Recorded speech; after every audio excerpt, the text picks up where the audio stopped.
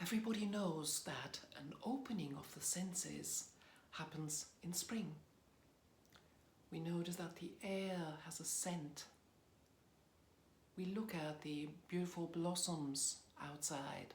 We look at the blue skies. We become aware of all of these things and they feel pleasant to us. We hear the bird song. And so we take that in to varying degrees.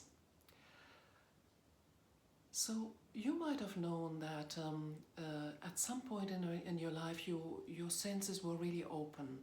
That's usually, it could be either like an emergency situation or it could be something like being in love, where your senses are heightened, where suddenly everything appears more intense than it usually does.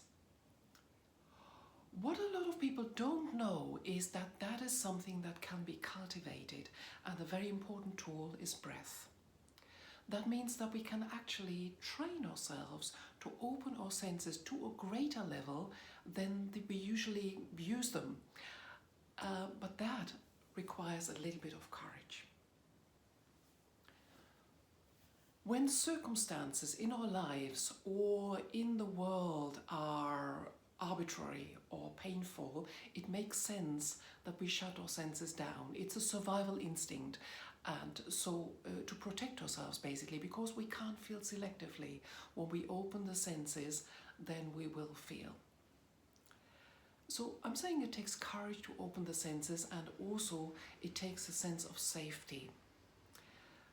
Only when we feel safe we can open the senses, because else we are in a kind of fight or flight response. When we run from danger, then it makes sense that we are not open to feeling that much, because we are in a kind of survival mode.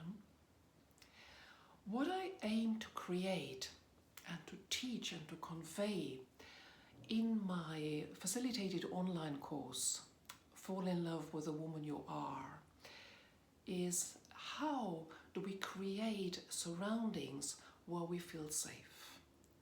How can we learn that it's safe to gradually open up our senses, and how can we ultimately open up to living more orgasmically?